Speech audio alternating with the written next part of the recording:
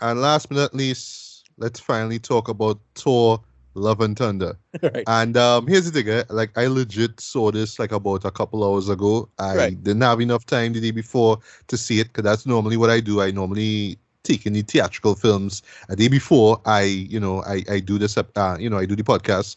But because I was so busy the day before, I had to take it in today because I Right. really wanted to talk about it. So yeah, I'm coming off of this, literally seeing this, like, just seeing it fresh. You know what I mean? Right. Right. Right. So just let you know that my views may change over the next few, Right. over the days and whatnot. Yeah. But I don't I would. want y'all to, as in Ricardo and Ashton, to pretty much tell me, no, this movie is trash because I say it's trash. You know what I mean? This is, Right. I just going off of what I saw, first impression, so to speak, right? Right. Right. So before we get to synopsis and reviews and all that kind of stuff, right? The character of Thor, right? Um, I wouldn't lie to you, boy. With the phase one of the MC, right? We got Thor, right? And I wasn't like the biggest fan of the character of Thor. So I was like, all right, this guy, Chris Hemsworth playing Thor, okay. And the movie itself was fine, right? It was fine, you know what I mean? Now Oscar winner Kenneth Branagh directed and all that kind of stuff. Right. It was what it was, right? Then really, over the years, is that one of my favorite MCU shows? That's the point I'm trying to get at, right? I'm actually one of the few people who defends the Dark World. I think that it is a much more fun Thor film, right, compared to the first one. I thought the first one took us up a little too seriously at times, right? And it was, especially with the sort of full Shakespearean vibe of it as well, too, right? Especially with Chris and Anthony Hopkins involved, right? Right. But yeah, I thought that the Dark World was more popcorn, more of a popcorn film, basically, right? You just kind of sit back, you have fun with it, right? Unfortunately, it's one of those shows you kind of had to shut your brain off because, yeah, narrative-wise, not the strongest. Because if you had nothing to do, you could kind of rock back and enjoy it, right? I will say though, I mean, the villain in it, I mean, one of the most unmemorable ones that we've ever had in the MCU, and I'll kind of compare that to this movie here, right? But I still enjoy it for what it was, right? Ragnarok, however, that was where I felt like, the character really shone. And basically, it's just two reasons. One, Taika Waititi. Two, instead of trying to go for the sort of high-tech Shakespeare kind of vibe of the first two films, they just embrace the 80s there. Let me just go full-on 80s cult classic, over the top high fantasy kind of stuff, right? Let's go with that. Let's add rock music to it. Let's have flashy visuals. Let's have, just these weird characters show up and just be weird and all that kind of stuff. And let's have fun. But at the same time, never looking past the fact that, yeah, there are stakes involved, right? Because look, as much fun as we were having with Ragnarok, Asgard was destroyed. It was destroyed, right? And that literally was led up to where, Infinity War begins, right?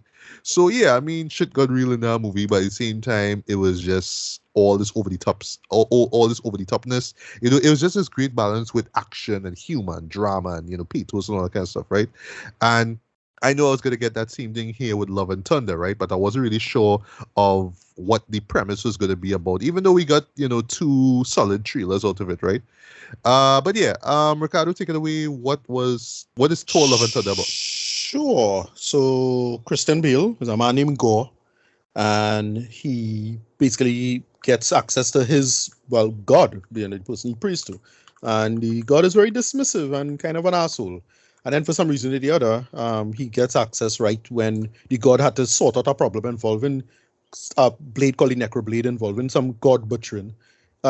He apparently had access to wield the blade for some reason. The blade, quote unquote, chose him, and he kills his god. And then he has a kind of a mental breakdown, and he decides, hey, well, I should kill all the gods as well. And that's where the plotline goes in. So Thor, leaving off of his actions from Endgame, goes over the Guardians and has his adventures and whatnot. And that's where he falls in tandem with the God Butcher to sort out this problem. Is her name Lady Sif? Yes. Yeah, right. So that is what happened with that. And then he basically the shards of Mjolnir that was stuck on Earth with in New Asgard, that for some reason or the other it is gone missing, and we find out why. And basically he has to go, sort out involving Natalie Portman's, for some reason she has access and power to Mjolnir. They explain why. And yeah, that is about it. It's Natalie Portman and oh God, what's her name? Valkyrie, and Thor himself have to go sorting out the God Butcher. They ask for help, and they don't get the help, but they sort it out as it is. So that's about it. Yeah. Let's talk about it. All right.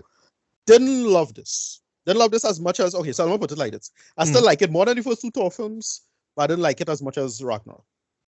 Same here too. Here's the analogy. The comparison I like to say is like Guardians 1 and Guardians 2. Guardians 2, a lot of people really like Guardians 2. I don't really care for it because I find it sorry to stop you there, but even our good friend CC Lilford has that as like the best movie of the 2010s. They totally love that. Yeah. But it doesn't work like plot wise for me. Even though emotions it's scarce. I know why people would like it for what it's trying to do and whatnot, right? It's the same thing with this. It has a lot of almost identical actually in many ways. Strong teams and ideas, and strong emotional conceits, and really great visuals. But I find the plotting was a little on the clumsy, and that was my main problem with it. I find stuff like information wasn't given off. It wasn't clear what characters was doing and why and how it was doing, especially involving gore. I felt we could have got more gore, and to be honest, we should have got more God butchering, to be frank.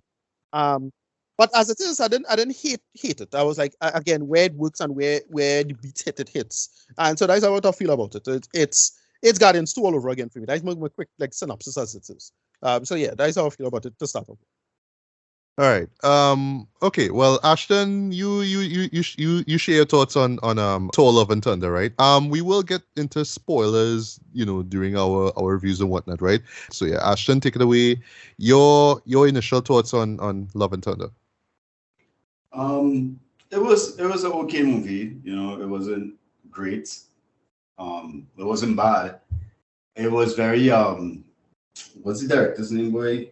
YTT. It's very YTT. I was gonna say that too, actually. Yeah. So it's just so like, this man had to find a new formula, because you're gonna create something that's just gonna be same old boring kind of vibe. I guess no, you know what I mean. The same predictable vibe, I should say. A little, yeah. Right? But he's kind of like James Gunn. He's very similar to James Gunn. You know where you're going.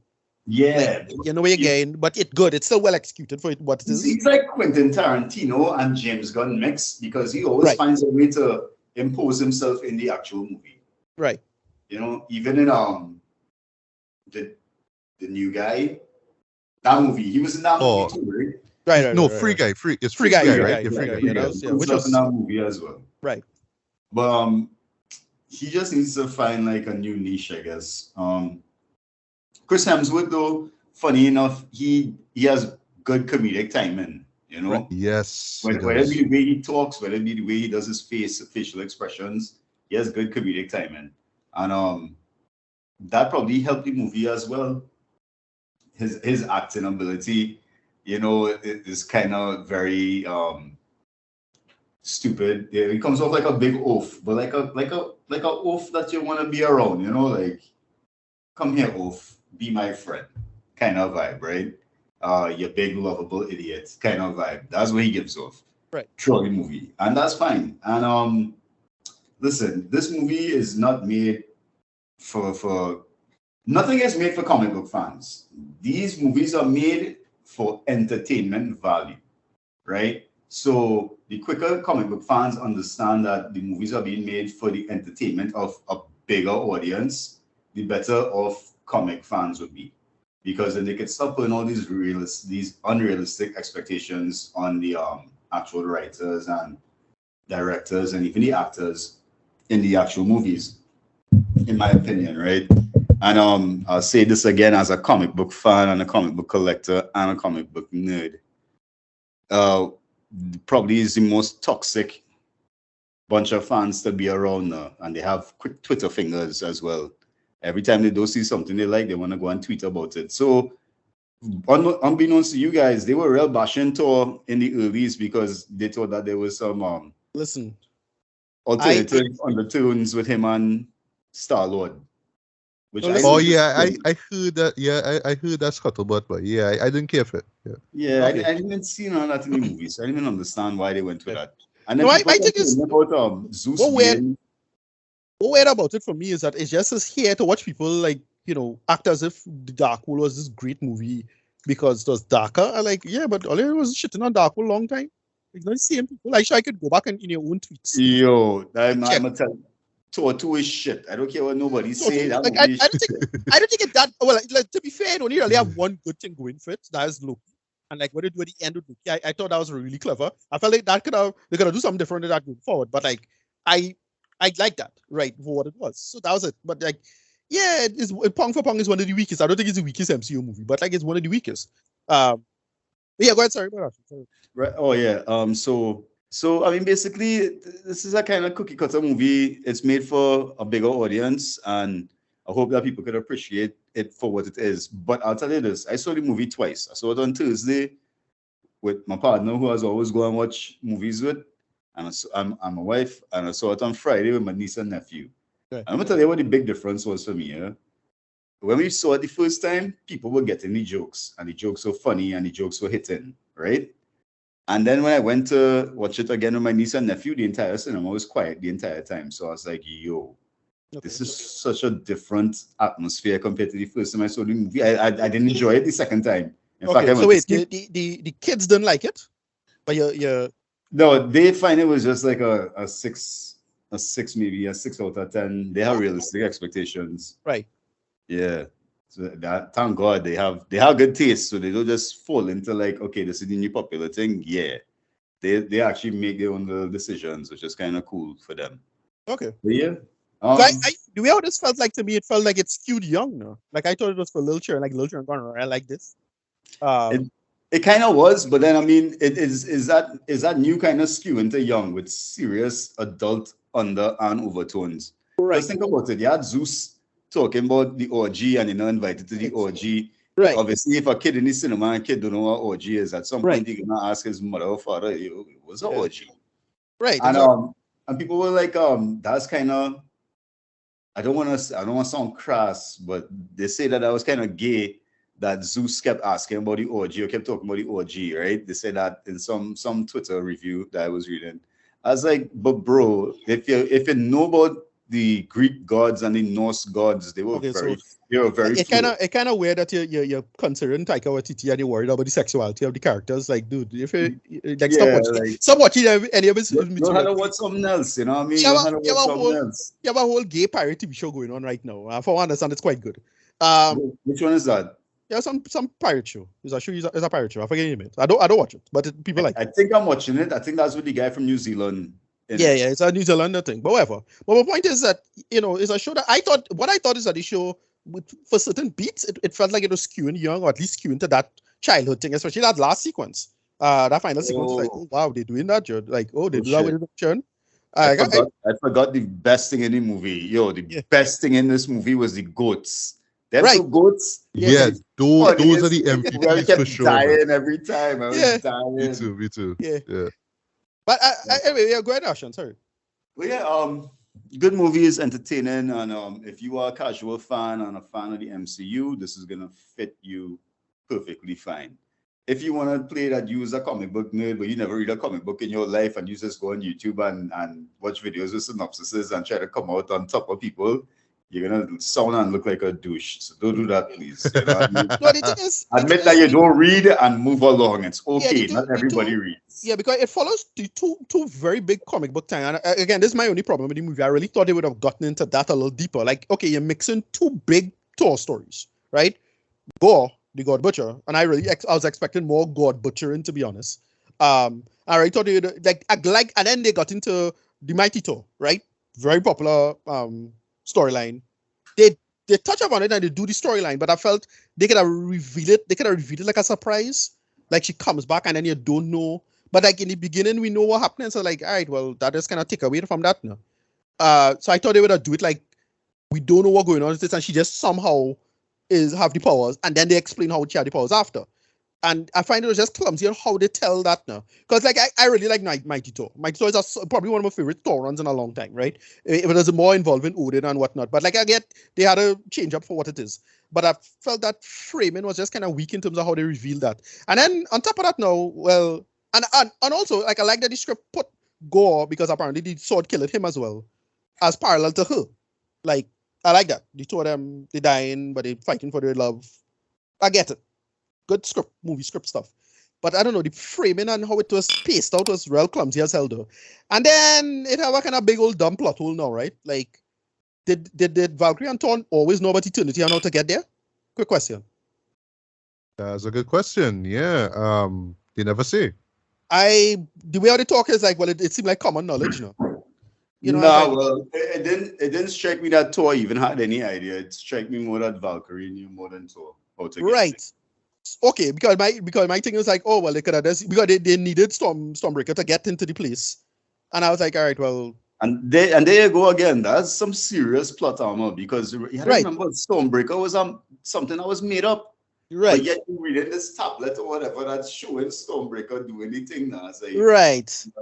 Well, no, I know, not necessarily Stormbreaker. I just know that they needed the, what do you call it, the rule. Bifrost. Bifrost, right. So if you look at the picture that she was thinking, if you look at the picture that they had the actual Stormbreaker. Okay, yeah, that's a little thing there. What I thought was the plot line is like, okay, so another thing that was unclear is why exactly Gore kidnapped the children? Like it was just a draw tour? Because it was a draw tour and get Stormbreaker, right? But he couldn't do that earlier because he was like right there with it. He could have grabbed it and then go one time in the first fight. You know, it's just kind of clumsy. That's all I say. He could have grabbed it. You're going to watch a half an hour long movie. Right. So I get the feeling like he didn't know how to get it, and then he learned that, and then he had to go grab it after. What I thought the story was about, and again, they could have established us a little earlier, is I thought he was going after Heimdall's son, because Heimdall's son also has a vision to go find eternity. Like, that's what I thought he was going to do. Like, because Heimdall's son have the same vision, Heimdall have that all-seeing ability, no? Mm-hmm. That's what I thought it was. So, and I was like, no, but Heimdall's son not really that relevant. It's just to draw them out. You see what I'm saying? Clumsy. It feel weird. It's just clumsy plotting to me. That's how I feel about it. There's just all these dumb little questions that are going to come up. Again, I don't have time for this. I'll just like, somebody will bring it up in some thread or some YouTube video, some bullshit on TikTok. I'm not sure. But like, that's how it felt like to me. I felt it kind of flow a little better narrative-wise. And then my last point is that I really wanted to see more gods there. Like, I really wanted the god butcher to come down in that omnipotent city and just start slaughtering gods. Like, that would have been funny. Like, to me, but whatever. We just see them off camera getting killed off. Like, they hardly do anything with Sif. Yeah, they did nothing with Sif. Here's a big miss joke. Sif hand should have show up in the afterlife. Like, they could have do that. Because they mentioned that joke earlier. I don't know. Oh yeah. Post-credit. Yeah, no, I see what you mean. It was a for a great bit, like, oh, wait, remember when she said that? But it's kind of unnecessary, but you know, right. I see what you mean. Yeah. And stuff like that. I don't know. Again, when it did the actual stuff itself, like the actual reveal of what going on with the child, and when Gore bring back the daughter, but the daughter's like his daughter, but not really, because she like becomes something else because of where the source she come from. And it's like a wish, but like the wish is like this kind of cursed wish. So that can follow up. Like that makes some sense to me. Like clearly they could make a next movie and build from Thor, because Thor is one of those characters you can kind of go on indefinitely with, right? Chris Hemsworth is this big charisma on screen. You can't go wrong with that. But I felt much like with Guardians. You see how Guardians had real strong emotional beats, but the plotting was weird and it's kind of clumsy. Same thing. Good emotion stuff. And that is my last point, and I'll just give my return. Yeah, but I felt they could have stitched this together a little better, and it would flow a little better. Action and visuals, again, much like with Guardians 2. Had some really good looking scenes and shots. But, you know, I still felt a little clumsy in my opinion. Like that whole, the negative space, which is the Shadow Realm thing. That looked great. Everything black and white, but like one little piece of color here or there. Little stuff like that. I love stuff like that. But you need to facilitate the narrative a little better. And I just felt the narrative was clumsy. And it felt like, it felt like an 80s kid comedy. Like when you say how it had that orgy thing, but it had all kind of disturbing shit that you used to tell in them children cartoon and children show back in the 80s. It felt like that. That's how it felt. Like it felt like an 80s, like you went back, you really lean into the 80s. So like 80s rock music, and it felt like he just do 80s kids movie, like the Goonies or something like that.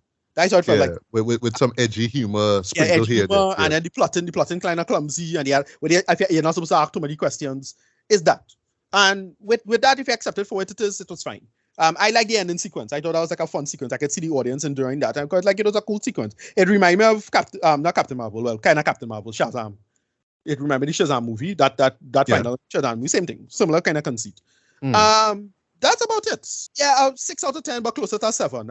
I really wanted them. You see, I think what my problem is that because I kind of suffer from the comic book nerd problem. Not in the sense of being loyal to the comic, but I want continuity.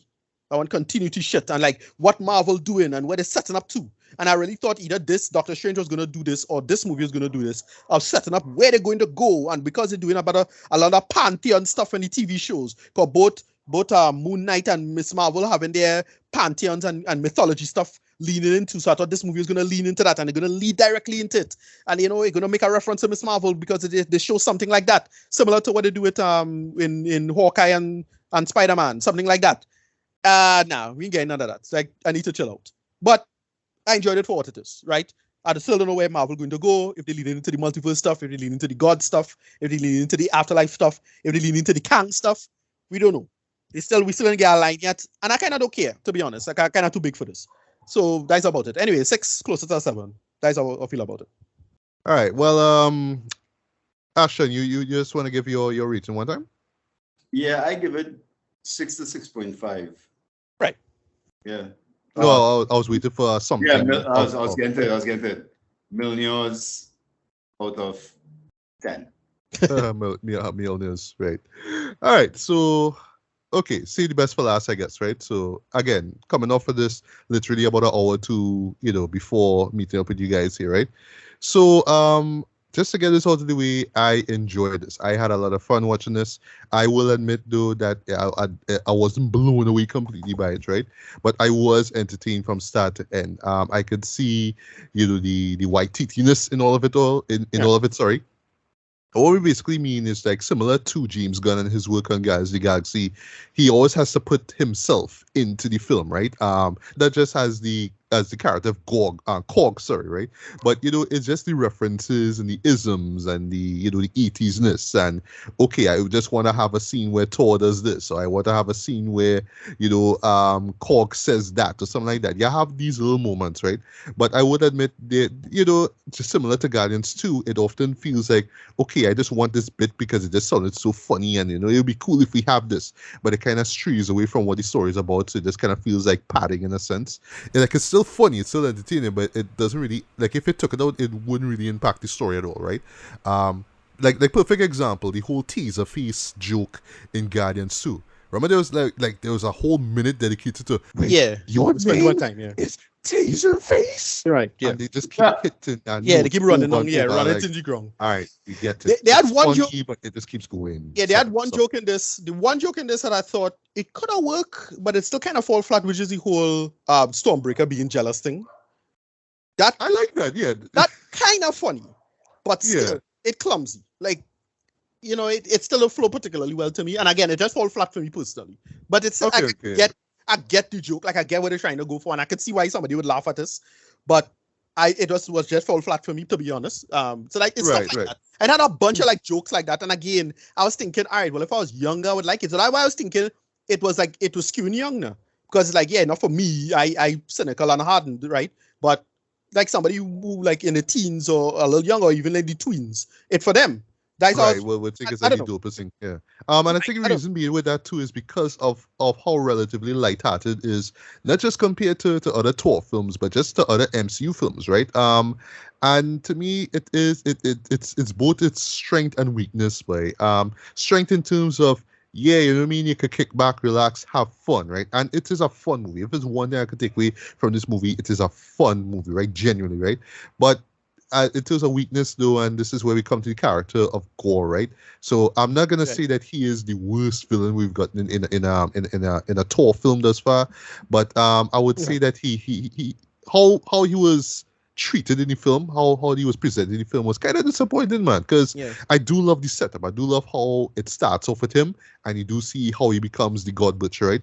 But all this talk, the God Butcher, right? And you don't even, like I said, Ricardo, you don't even see him do anything. It was off camera, it just off camera, literally. Just at the beginning when they get us at the reports. Guys, that's for the next uncut minutes Blu-ray special edition. Yeah, I get it. Yeah, you're not The gonna way, get no, the that. way it You're not felt. gonna get On your that. head top. Watch all the gods. You're not gonna get an unrated version of this. You'll get like a deleted scene, a little montage Yeah, song, but I get the feeling. nah. I get the feeling that they shot a bunch of stuff with him and they cut it. Like they cut it for time or thing. Because it really felt like they shot more. It really felt like they shot more. I don't know.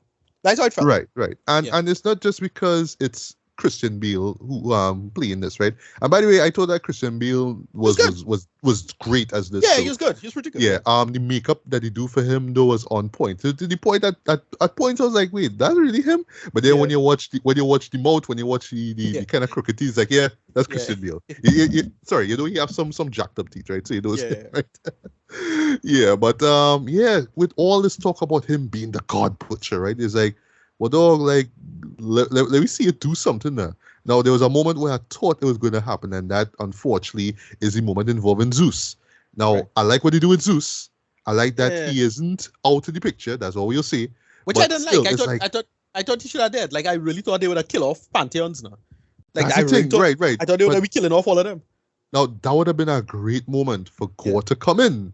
But Yeah. if you remember, he's not in that scene at all. It's just basically Thor, Korg, and Valkyrie, and of course, Jean, aka Mighty Thor, fighting off, Zeus's goons, basically. And another gripe there, too. I thought, like, other gods would actually show up and sort of Do kick ass, something, too. yeah, You know what I mean? exactly. Yeah. Like, just kind of focus on Zeus, and it was just Zeus, right?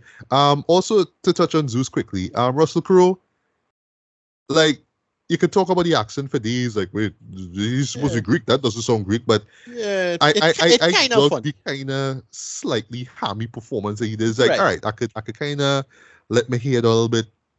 I could be a little goofy. I could be a little silly. I'm not gonna be Maximus from Gladiator, guys. No, that's not what I'm being. I'm being comical, and for the most part, it works. He doesn't chew the scenery. He's not there for long, but when he's there, it's like, yeah, it's Russell Crowe having fun. So I had no problem with that, right? What happens with him where we thought he was killed by Thor? That was pretty surprising, but I do love that mid-credit scene involved with him, Trent. And like, I personally hated that because that feel like the end of Eternals to me. Right, that okay. But same bullshit. Like I watch it like, okay, it's supposed to be Hercules, but this supposed to be a star or something. Like this supposed to be some No, star. who is that? That's some fella that they're gonna recast when they actually do the Hercules movie. Yeah, like I don't care. I do not care. Who I is this do not care about nobody, Hercules dog? in the Marvel. I don't care about Hercules in the Marvel. no, well, No. here's why I enjoyed, right? Here's why I enjoyed is the why, is what he says before. Is the idea that, oh, you know what I mean, humanity does not look up to us gods anymore. It's about these superheroes. So now, let's just paraphrase in here. Now we have to kind of show them what's what. Okay, so let's bring him a son, Hercules, half man, half god. Get it? That's why I appreciate that point. Like, I get the joke. Greek, Like I it get the was joke. like mind blowing, but I was like, Right. oh, okay, I Right. see. Because I heard through the grapevine that Hercules was coming somewhere, but like how you was framed that, like, okay, like I have to show humanity that we still in control. That worked for me. Right, but after other than that, you could talk about, oh well, who's this guy who played Hercules, and if he could be in it. I don't know. That fall real flat for me. Because that just feel like again, it feel like the end of Eternals. Like it was he started the end of Eternals, some singer. Well, it was why he was related to Thanos. Oh, it was Harry Styles. It was Harry Styles. Thank you. It's Harry Styles. I was like, okay. Eros, yeah, like Eros, And I watch this and I'm like, I'm supposed to fucking care about this, Judd? Like, are they really gonna make me care about this? I don't care about this at all, though. Like, what the hell, Judd?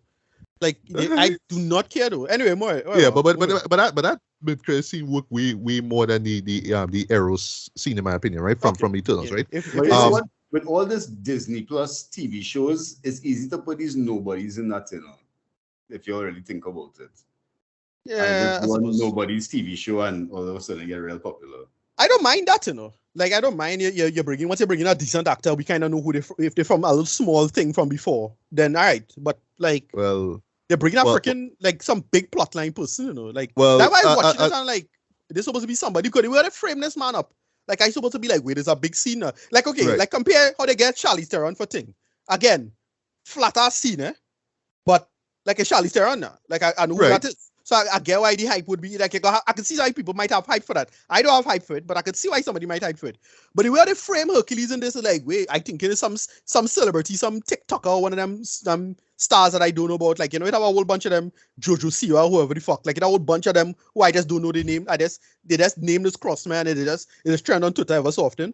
I thought it was one of those, I thought it was somebody, and I looking up thinking it's somebody important. Like, apparently not. I'm like, okay. Well, all right, well, Ricardo, you might hate me for this, boy, but he actually from one of your favorite shows. But I think it's one of your favorite shows.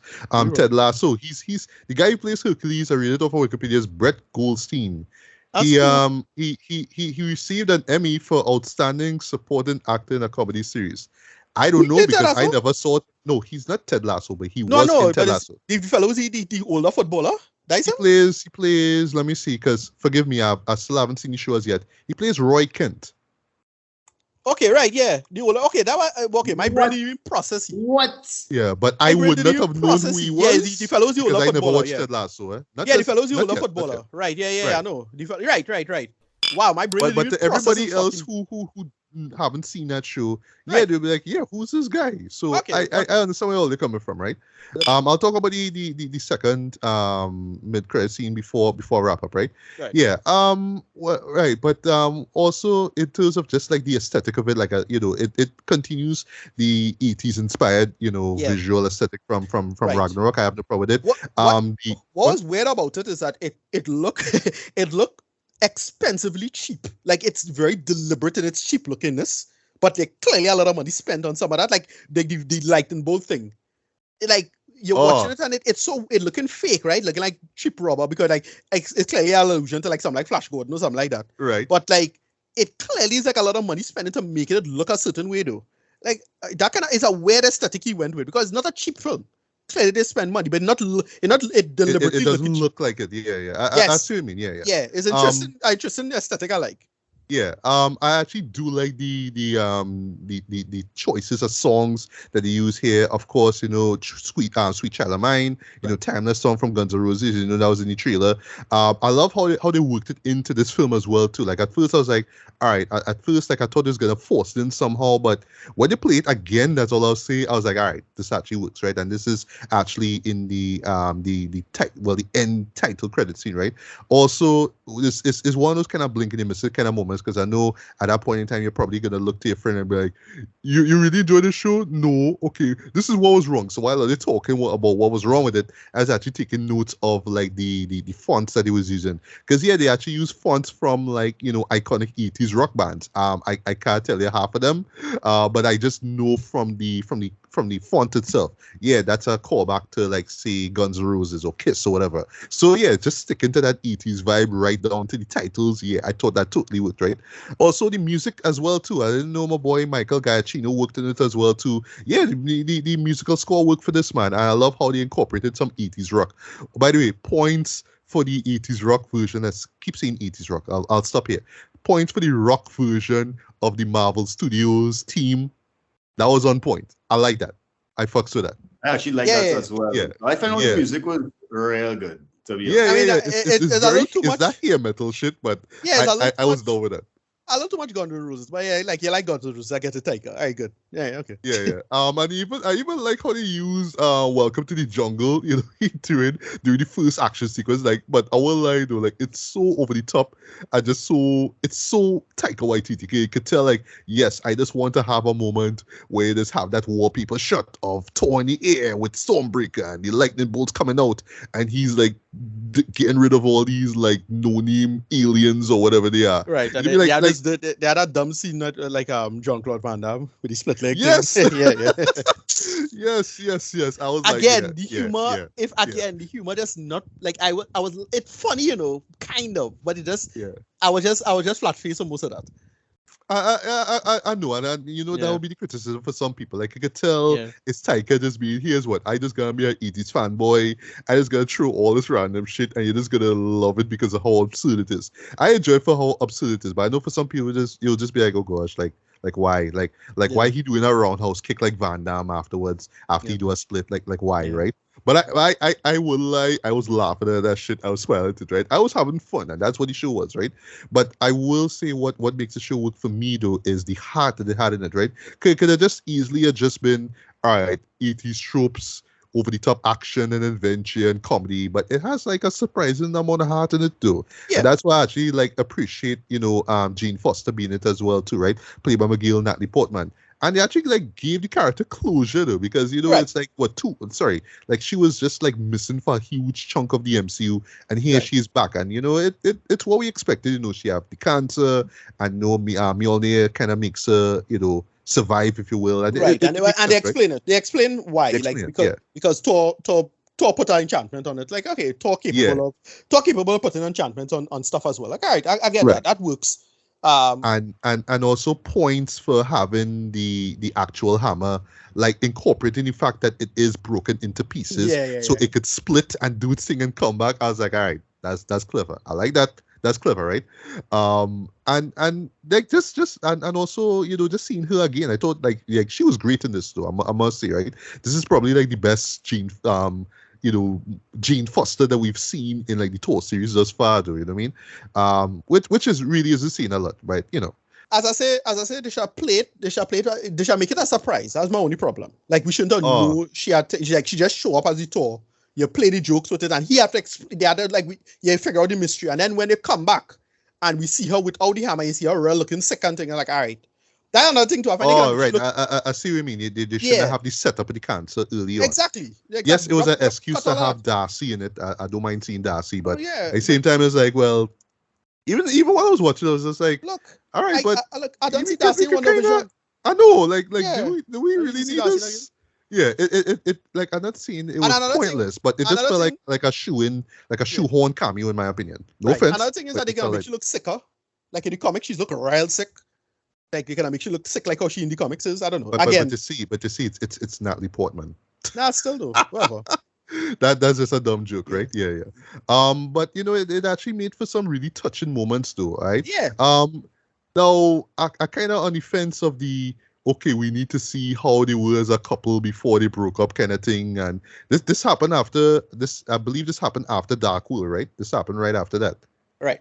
The whole relationship thing, right? It felt very, I think it's like 500 Days of Summer, that kind of vibe where you just see the ups and downs, but it worked, right? It was the love aspect of the show. Like you could see the title, like, all right, we have to have the romantic moment in the film, so let's have that, right? I love how they kind of worked it in with Korg being the storyteller, like that actually worked. Like it almost felt like we was kind of poking for that, romantic films, like that now. So it kind of works, right?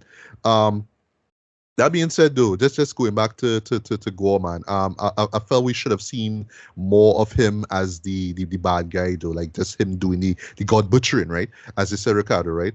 But when he was there, like presence-wise, he totally worked too.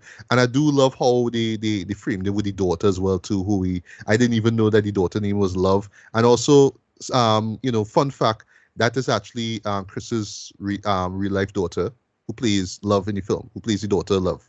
Chris Hemsworth? Yes, okay, right. Okay, that's his daughter, actually. Right, yeah. I know. So what happens in the end where, basically she and Thor, become a father-daughter, in a meta way, it actually works. It actually was really heartwarming seeing that too. And this leads to me, really the reason why I enjoy this film so much too, is you have to admit, right, even though Thor, as in the movies themselves, right, the character of Thor hasn't really had like, it hasn't been a smooth ride in terms of the quality, compared to say, a Captain America. I think like Captain America pound for pound have like, the smoothest trajectory as far as like movies and appearances in films, basically, right? But just the character development of Thor boy is downright amazing in my opinion, though, because at first it's just like this stuck up god who just don't want to play by the rules and all that kind of stuff. And now, like, it's the maturity that he goes throughout these films, and I also including the last two Avengers films, is just really amazing, Dread. And just seeing where he's at right now, especially where it ends, though, is like wow. But like, just the other day, he was just this goofball with a hammer, and all of a sudden you have a daughter. Like, what? Okay, all right. You know what I mean? So it was sweet. Like I wouldn't lie, it was genuinely sweet though. And how at the very end, this is why it's called Love and Thunder. 'Cause, yeah, the kid name is Love and he's Thunder. I was like, oh, okay, I get that. But I will admit though, I felt that there should have been a little bit more set up in terms of the kid herself, because just kind of appear at the beginning and then the end is like all of a sudden, oh yeah, the kid is important now. The reveal. Right? No, the reveal at the end I liked where the like wishes. we just need a little bit more, especially in that closing moment. The ending reveal I like because like the wish he wouldn't wish for the gods to die. He just want back his daughter. Like that was the whole point.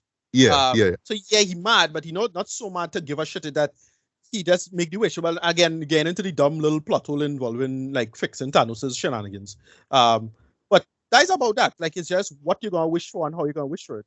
And then that in itself seems to be a workable consequence because it's that he didn't bring back his daughter, he bring back something else now. She is his daughter, but it's somebody else. She have all these powers now and all the powers of eternity apparently. Like kind of weird what happened later.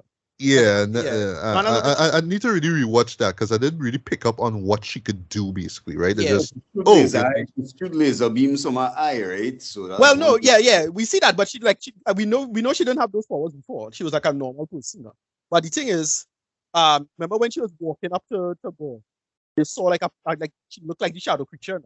It was a silhouette of eternity in her shape, right? Her shape, yeah. So I don't know. I think it's eternity. Like I think it's actually like eternity can manifest, right? It's not just. But you know what though? You know what I rate about the little girl though? I rate that she could run. You know what I mean? Yeah. At least her running looked good. She hold the axe real normal. Yeah. Everything was normal. It didn't look silly like that little girl in Wonder Woman 1901. Yeah. Oh God, it was intro. You don't know what I'm talking about when I say like little children and Karen. When they run. I know that. Yeah, that's noticed all the time. The Smalley with the teddy bear, I just want to give her a shout out. The Smalley with the teddy bear when they was doing the big fight scene at the end. Right. I rate her 100. that was hard. I rate that scene 100 as well. Yeah. Right. But the kid who they got for Heimdall's kid, he was so bad. I thought he was half bad. Yeah. He wasn't great. I was surprised. Yeah. Sorry? Who's that asshole? Y'all heard that, right? Y'all heard when called him an asshole, right? Couldn't say his name, couldn't say Axel, so he said asshole. Right. So, shit, yeah. Yo, that was a trip to me, boy. I was like, I can't believe they do that, yes? Yeah, but honestly, I didn't expect to see Heimdall's son in it. That was really interesting as well too. I'll talk about Heimdall near the end of my review, but I'm getting to the end here, right?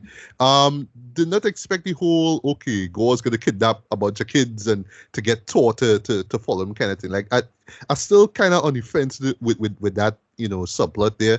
I guess is right after seeing Obi-Wan Kenobi and the whole thing with you have to kidnap someone again and it's Leia again, for the first time or whatever. So we going back to kidnapping kids. Disney is you trying to say something, Disney, about kids? Anyway. Yeah. But the payoff though with them basically using Thor's powers and just being badasses, yeah, that totally worked. And backed with the music supported though, yeah, that was a great scene. I wouldn't like that. That third act, that final fight scene was excellent, right? What happens to Jean in the end though was, it didn't surprise me, but like I would admit there was a part about it I was kind of hoping that she would have survived though, but like I kind of knew that this is where it's going to lead up to. But is how it affects Thor and where Thor ends up in the end to where he's not all, bitter and resentful and angry with the fact that, I love how it's set up there too. Like, yeah, all the girls that have been with more or less kind of leave me and I'm just going to be alone in the world, right? But I like where, it's just a little simple thing that Jean says, just open your heart. And it's so simple, but it just makes a lot of sense. And you could tell that, yeah, this is what Thor's going to do going forward, man. I love that, right? And I really do appreciate that final post-credit scene involving, Jean in Valhalla, right? Because, just with the whole setup with what Thor told Lady Sif. Yeah, you know what I mean? When you die in battle, you go to Valhalla. And that's exactly what Jean did. She fought. Right. She died pretty much. And she's in Valhalla. And, it's cool seeing, Idris there to welcome her into Valhalla as well. So I thought that was a nice moment. I won't lie, though. I was kind of hoping to see a little bit of some Guardian stuff. Like, what are we going to get in Guardians 3? But no, we don't really get that, right? Yeah. Just to touch on Guardians quickly. They were there. did what they were supposed to do. They didn't overstay the welcome. I wish that we got a little bit more like dialogue between them. Like they were just kind of just there. I don't even think I heard anything from Drax. from Jax too. Like from Drax, sorry. I don't even think he said anything, right? Yeah. But I heard everybody else. But I ain't hear Drax. Maybe he said something. I swear I heard more of Mantis and and Nebula than Drax in my opinion. I thought that was a letdown. I know Drax has dropped these quick one-liners. Right. Yeah, like why is Gamora? Like I wanted to hear something real out the time in mind. We didn't really get that. But yeah, I won't lie. I was expecting to see, like what happened to them. But no, we get the thing with Jean in Valhalla, and I was like, yeah, that worked. That worked. Right. So I guess we'll have to wait till whenever that Guardians holiday special thing coming out to see where they will be in Guardians 3, I guess. Right. I don't know. I guess we'll see, right? But lastly, before we get to rating though, Chris Hemsworth shines once again as Thor. He's just so likable as just this goofball basically, but he just has a lot of heart to him though. The one-liners he drops, the facial mannerisms, all that totally works. Christian Bale was decent as Gore. Just expect to see more of him. Valkyrie was pretty decent as well. Want to see more of her. There's a moment where they kind of touch on her being bisexual, but they didn't really go as far as all that. But it tells her where she is and where she ends up in the film. Yeah, I like. There's actually a shocker review with, I shouldn't say shocker, I should say surprising review with Korg that catch me by surprise though. Right, like, okay, all right, okay, Korg, all right, respect, salute to you, but it works and it's kind of laughable at the same time too. And lastly, Jane Foster, I thought that she was great as Natalie Portman was great as Jane Foster. I think this is like the best performance of Jane Foster that she's ever given actually in this series, man. So yeah, as a whole, I enjoyed it, not as much as I wanted to, but I won't say that this is a letdown. I would say, yes, it's better than. Of course, it's better than Dark World, but it's not as great as Ragnarok. But that's not to say that there isn't much to enjoy and appreciate here. Taika sometimes kind of goes a little overboard with the 80s worship, but it's him just having fun and whatnot. But similar to James Gunn, there would be these moments where it's like, all right, I just want to tell a joke, but if you were to take out those jokes, they really wouldn't, it kind of feels like the story has to stop to tell these jokes, right? But other than that, though, I would say I had a fun time, man. This is actually worth checking out on big screen, right? It will be divisive for sure. I know a lot of people won't like it. They might find that the humor falls flat, or they might find that the story isn't as strong as all that. But it's a kind of weird balancing act. But I think that it's mostly balanced for the most part, right? That's all I'll say. So yeah, rating wise, like 4 out of 5, man. I enjoyed it for what it was, and I don't know what the future of Thor will be, like where he will be, or even if they'll incorporate that whole Hercules thing. But I don't know. I guess you'll see. But yeah, this delivered, man. Not as much as say Ragnarok, but it's still delivered. Man. So yeah, I would say if you've been enjoying the Thor films, check it out. If you've been enjoying the MCU films, check it out. If you've been pretty much worn down by the MCU, this show won't do anything for you. But this including, I will give the show credit for not having to rely so much on the other MCU TV shows and movies for you to understand what's going on. It more relies on Guardian stuff and Thor stuff, from what I've seen, right? So you don't have to worry about checking up on WandaVision and this, that, and to really understand. It's simple, straightforward to the point, and yeah, you'll have fun with it, man.